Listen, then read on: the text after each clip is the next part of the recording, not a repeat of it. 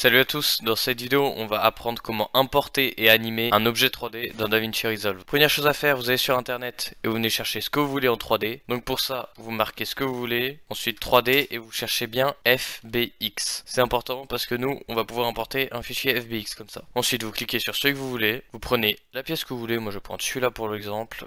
Une fois que vous l'avez téléchargé, vous allez venir cliquer ici sur Fusion, Importer et ici FBXN. Vous cliquez dessus, vous venez choisir celui où il y a marqué .fbx, vous faites ouvrir. Là, il y a ça qui va s'ouvrir, vous cliquez juste sur OK et ça va charger. Là, vous allez voir que des nœuds 3D sont apparus. À la suite de ça, vous allez venir ajouter une merge 3D et un render 3D. Vous mettez le render à droite, ça vous le mettez à gauche pour voir dans l'espace 3D. Et là, vous voyez que c'est très grand. Première chose, il y en a deux. Là, moi, pour l'exemple, je vais en prendre qu'un. Donc, vous venez supprimer ça. Comme ça, il en reste qu'un. Et maintenant, dans la merge 3D, vous allez venir ici et vous allez baisser l'échelle énormément. Là, on peut rezoomer dans notre espace 3D. Vous voyez que c'est toujours très grand. Donc là, on peut dézoomer, dézoomer. Et on va venir un petit peu encore dézoomer. Voilà, maintenant ça rentre dans le cadre. Ensuite, là, vous voyez qu'il est tout blanc et que ici il y a un nœud de lumière. Donc ça veut dire qu'il y a des lumières qui sont ajoutées. Donc quand vous cliquez ici et que vous faites lumière, ici vous voyez que dans le viewer, il s'est mis, votre effet de lumière et d'ombre. Sauf que ici il s'est pas mis. C'est parce que dans le render 3D, ici il faut activer l'éclairage et les ombres. Maintenant vous voyez que quand je tourne ma pièce d'échec, elle tourne en 3D. Donc pour animer ça, déjà on va venir prendre un background ici, le connecter à la suite du render